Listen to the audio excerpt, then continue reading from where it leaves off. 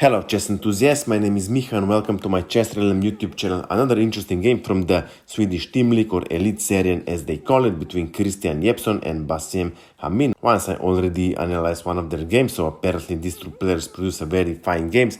Let's see what happened. Christian Jepson had white pieces and he started with knight to f3, knight to f6, c4, g6, knight to c3, bishop goes to g7, d4, black castles king side, and now we have e4 and d6, and we have king's Indian defense, and bishop to e2 is the most popular move, and this is what happened in the game. Bishop goes to e2, e5, targeting this pawn on d4. White defends with bishop to e3, and now knight goes to g4, attacking bishop on e3. White doesn't get double pawn, so he has to move his bishop. Maybe retreating bishop to c1, another best option, because after e-pawn captures on d4, knight recaptures, we have queen to h4, targeting this pawn on f2, very unpleasant, and after g3, queen to h3, preventing castling. Okay, so much for the opening theory. In the game, bishop to g5 was played. Of course, that's the only appropriate move, attacking the queen, and black plays f6, attacking the bishop. Bishop could go either back to c1 or h4. Both moves are playable. In the game, bishop went back to h4. And now knight goes to c6, putting additional pressure here on this pawn on d4, who is twice defended, but that's true. But if there's some exchange here on d4, when this f6 pawn is gone, we have discovered attack, not very pleasant. So white closes the center, d5 was played, attacking the knight. Knight goes back to e7. And now white plays knight goes to d2. We have double attack on this knight on g4. There aren't many good escape squares except for the h6, but you know what they say about the knight on the edge. So black plays f5, further defending this knight on g4, and white has decided to get rid of the bishop pair. So bishop captures on g4, f-pawn recaptures, and now white wants to move this bishop on a more active square on e3, but if black plays f6, they are protecting this g5 square. That would not be possible, so white has to hurry. Bishop to g5 was played immediately. Black plays h6, bishop goes back to e3, and now black plays c5, blocking the center. Well, of course, white could try en passant, but if d pawn goes to c6, then black would simply recapture with the b pawn. Now this d5 square is a very strong output, but white cannot deploy knight because it's protected by the pawn. On the other hand, d4 square is much more occupiable for black's light pieces. So in the game, white plays rook goes to b1, protecting this b pawn, preparing this b4, putting more pressure here on this pawn on c5. So black plays proactive and plays b6 immediately for defending this pawn on c5. And now white continues with b4, attacking pawn on c5. Black responds with c6 action on the king side, and now white captures this pawn on c5. Now black can recapture with both of the b or d pawns, but if, for example, d pawn captures on c5, then we have this unpleasant a4, preparing a5, targeting this pawn chain here on the queen side, and also this pass pawn on d5 is also quite unpleasant. So in the game, black captures, b pawn captures on c5, keeping this center pretty much closed. And now white continues with knight goes to f1, clearing this d1 square, preparing action on the queen side. Knight goes to g6, and now bishop to c1, clearing this e3 square for his knight. Black plays queen to a5, pinning this knight to the king. Now white gets to defend it somehow, but white has already moved his bishop, so if white defends with bishop, loses the tempo, so rook to b3 was played. And black continues with bishop to e7. Both rooks are now connected, and white also continues with knight goes to e3, and we have a double attack on this pawn on g4. Black defends with h5, and now finally white castles king side. So let's see, the material is pretty much equal, position is more or less close. Black has a bishop pair, but white's two knights are a little bit stronger than a bishop pair, so white has a slight edge here. Maybe black could try with knight to f4, totally solid option would be here. But in the game, Black plays rook goes to f4.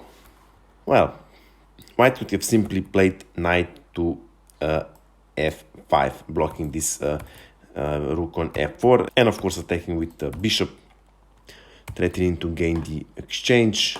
But let's see what was white afraid of. Probably white was afraid of that after bishop captures on f5, bishop captures on 4, and then black would probably capture with e-pawn captures on f4. Of course, white can recapture bishop. Let's see, knight is under attack, so probably knight would go to e5. Now let's see, black is exchanged down, but these pawns here on the king side look quite intimidating. So maybe white was afraid of this pawn store that might have come. Well, computer said it's a clear win for white, but it's not easy to calculate all this variation. And moreover, this pawn on c4 is also text. So we can understand white for not taking any chances here. In the game, queen to c2 was played, further reinforcing this pawn on e4, preparing this knight on e5, and now black retreats the rook back to f6, and knight goes to now f5, of course clearing this diagonal. Bishop to g5 is now a threat, so black defends with knight goes to f4. Of course, white cannot simply drive the knight away with g3, because knight goes to h3, it's check, and this pawn on g5 is also protected. So in the game, white has decided to get rid of this unpleasant knight, so bishop captures on f4, g-pawn recaptures. Again, let's see what we have. We have two knights, two bishops. Well, in this position, knights are stronger than two bishops. Rook to b7 was played, attacking this bishop on d7, and if this bishop is gone, we have double attack on this bishop on g7, so black has to be careful. Of course, rook has to protect this d6 pawn on d6, so rook cannot go simply to f7 defending. So in the game, queen to d8 was played, and like I said before, two knights are much stronger than two bishops, so white definitely has the edge here. And probably white should try with rook to b1, connecting these rooks here along the b file. Black cannot interfere with rook to f7 because this pawn on d6 is under attack. Queen cannot go to c8 because then queen to e7 we would have 4. So this would be a very, very difficult position for black. And moreover, trying to trade some pieces, let's say bishop captures on f5, wouldn't be actually too good. After simply e-pawn recaptures, it's protected, and I don't know, let's say after rook to f8, simply knight to e4, very, very deadly threat. One of the possible continuations, queen to c8, then simply f6, attacking the bishop. Bishop captures, knight captures, check, rook captures, we have queen to h7, and we have mate in the next move. In the game, however, white doesn't play this rook to b1. Instead, knight captures on g7, was played, king recaptures, and now queen to h4, double attack on this bishop on d7, who is also pinned to the king. So rook goes to f7, unpinning, and now queen goes to a6, attacking this pawn on d6.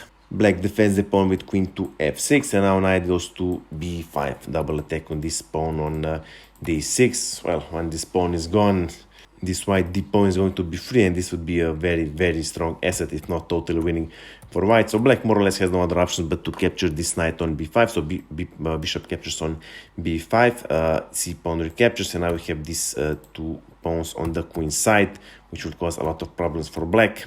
And moreover, black has to be careful, because after, let's say, white threatens with this rook captures on f7, if black tries to run away with, let's say, king to g6, still rook captures. Now if king captures, we have queen to b7, double attack on king and rook.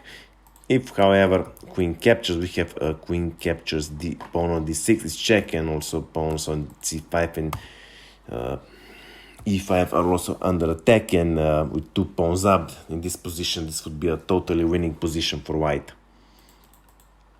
So in the game, black plays rook from a5 goes to f8. We have this formation known as almost as the Aljechin's gun. So while black is going to look this a pawn, but at least black tries to provide some counterplay. So in the game, white captures this pawn on a7 with rook, and now black plays f3, trying to open some files here on the king side, putting his hopes into the attack.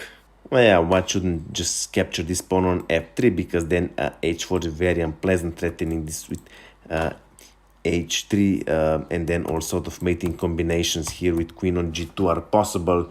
So in the game, white plays g3, blocking this position around his king, but black doesn't give up and plays h4, trying to open additional files. So white doesn't feel like opening additional files, so white plays rook captures on f7, rook recaptures, and now queen to c8, targeting this pawn on g4, who is actually the supporter of this pawn on f3, actually the main piece in this pawn chain. So black definitely has to do something about it, and the correct continuation was to play queen to g5, protecting this pawn on g4, also keep an eye on this pawn on h4. Even if in this position white would try with b6, preparing to promote it to queen, black would simply capture pawn on g3. After h pawn recaptures, we have queen to h5, and now white is only 2 moves away from getting his king checkmated. But here white would be able to save the draw with queen to d8, and now after queen to h3, we have queen to g5 check. Now king cannot go either to h7 or h8, because after let's say king to h7, queen to h3 forces the trade of queens, and then these two pass pawns on the a file will secure the victory. So here black would have to play king to f8, queen to d8, king to g7, queen to g5, and we would have perpetual check. In the game, however, black doesn't play queen to g5. Instead, queen to g6 was played. Of course, black is protecting this pawn on g4, but this pawn on h4 is not protected anymore. So here white would simply play g pawn captures on h4. Queen to h5 wouldn't help, because white would simply play king to h1, queen captures on h4, and now rook to g1, protecting this mate on g2, and white king is safe here. In the game, however, white doesn't find this continuation with g pawn captures on h4. Instead, b6 was played, preparing b7 and then promoting to queen. Well, black responded with h pawn captures on g3, and of course, as stated before, h1 could have easily recaptured, and after queen to h5, white simply plays queen to d6, preparing this perpetual check here on the king, but white doesn't sense any danger. In this position, white plays b7, and now white is only 1 move from promoting, but white misses some elementary tactic. G pawn captures on h2, it's check. Of course, if king captures on h2, we have queen to h5 check, and if king goes, let's say, to g3, queen to h3 checkmate. If, however, king would go to g1, queen to h3 checkmate on g2 is unavoidable here. So in the game, white doesn't capture this pawn on h2. Instead, king to h1 was played, but now the end for white is near. g3 was played. Of course, if f pawn captures on g3, queen to g3, threatening to checkmate on g2, and if rook to f2, queen to g1 is going to be checkmate. So in the game, white plays b pawn promotes to queen. Of course, white threatens with queen to h8 is going to be checkmate, but black is on the move and has a mate in 3. I'm sure you'll be able to find it. Black played g2 check. Well, king has no other option but to capture this pawn on h2, and now black plays g pawn captures rook and promotes to knight. It's check, and white has decided to play all the way. Of course, if king goes to h1, it's queen to g2, it's checkmate. So in the game, king to h3 was played, and black responded queen to h5, and it was checkmate. So I hope you like this game. I hope you have learned something from it. If you have any questions, my email is below in the description. Of course, I invite you to visit my Instagram page. That's it for now, and see you soon.